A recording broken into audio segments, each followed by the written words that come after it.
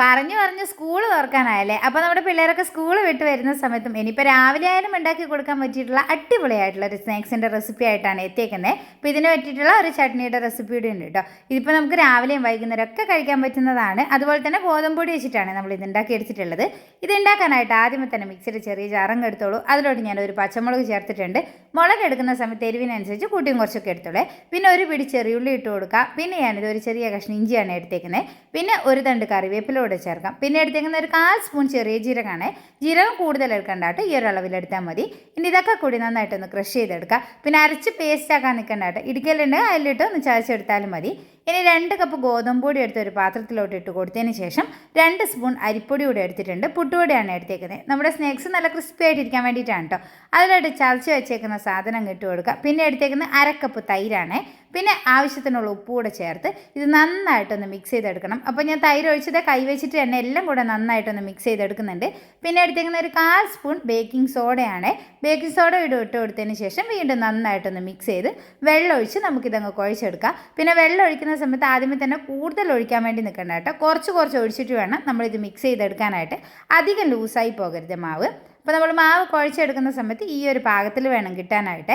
ഇനി ഇത് മൂടി വെക്കുക. എന്നിട്ട് ഒരു അരമണിക്കൂറിന് ശേഷം ഇതങ്ങ് തുറന്നാൽ മതി. അരമണിക്കൂർ കഴിയുമ്പോൾ നമ്മുടെ മാവ് കുറച്ചുകൂടെ അങ്ങ് സോഫ്റ്റ് ആയിട്ട് വന്നിട്ടുണ്ടാവേ. അപ്പോൾ ഈ ഒരു പാകത്തിലായിരിക്കും മാവ് ഉണ്ടാവുക. ഇനിയിപ്പോൾ വീണ്ടും പാത്രം എടുത്ത് അടുപ്പിൽ വെക്കുക. അതിലോട്ട് ഞാനിത് വെളിച്ചെണ്ണ ഒഴിച്ച് നന്നായിട്ട് ചൂടായിട്ട് വരുന്ന സമയത്ത് ഇതുപോലെ ഇട്ട് കൊടുക്കുന്നുണ്ട്. അപ്പോൾ ഞാനിപ്പോൾ പാലിൻ്റെ കവറിലിട്ടിട്ടാണ് ഇതുപോലെ ചെയ്തെടുക്കുന്നത്. അപ്പോൾ ഈ ഒരു ഇത് ചെയ്തെടുക്കുമ്പോൾ നമുക്ക് നല്ല കുഞ്ഞു ബോൾസായി കിട്ടും കേട്ടോ. ഇനിയിപ്പോൾ കുറച്ചുകൂടെ വലിയ ബോൾസായിട്ടാണ് വേണ്ടതെന്നുണ്ടെങ്കിൽ കൈ വെച്ചിട്ട് അങ്ങ് ഇട്ട് കൊടുത്താലും മതി. അപ്പോൾ ഞാൻ ഇതുപോലെ എല്ലാം കുഞ്ഞായിട്ടാണ് ചെയ്തെടുത്തിട്ടുള്ളത്.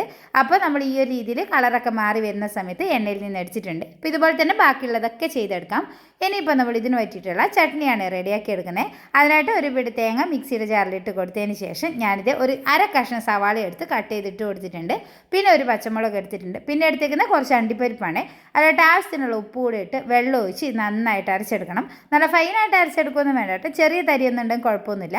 ഇനി ഇതെടുത്ത് പാത്രത്തിലോട്ട് അങ്ങ് ഇട്ട് കൊടുത്തതിന് ശേഷം ഇനി ഇതിലോട്ട് നമ്മൾ വറുത്ത് കൂടെ ഒന്ന് ഇട്ട് കൊടുക്കുന്നുണ്ട്. അതേ ജാറിലോട്ട് തന്നെ കുറച്ച് വെള്ളം ഒഴിച്ച് അതുകൂടെ അങ്ങ് ഒഴിച്ച് കൊടുത്തിട്ടുണ്ട് കേട്ടോ. അപ്പോൾ കടുകും കറിവേപ്പിലയും വറ്റൽമുളകും കൂടെ ഇതുപോലെ ഒന്ന് വറുത്ത് കൂടെ അങ്ങ് ചേർത്ത് കഴിഞ്ഞാൽ നമ്മുടെ ചട്നി ഇവിടെ റെഡിയായി. അപ്പോൾ നമ്മുടെ സ്നാക്സും ചട്നിയും ഒക്കെ ഇവിടെ റെഡി ആയിട്ടുണ്ട്. പുറംവശം നല്ല ക്രിസ്പി ആയിരിക്കും, അകമേ നല്ല സോഫ്റ്റ് ആയിരിക്കും. അപ്പോൾ കുഞ്ഞു ബോൾസ് വേണ്ടെന്നുണ്ടെങ്കിൽ വലുതായിട്ട് ചെയ്തെടുത്തോളൂ കേട്ടോ. ഞാനിപ്പോൾ എല്ലാം ഈ രീതിയിലാണ് ചെയ്തെടുത്തിട്ടുള്ളത്.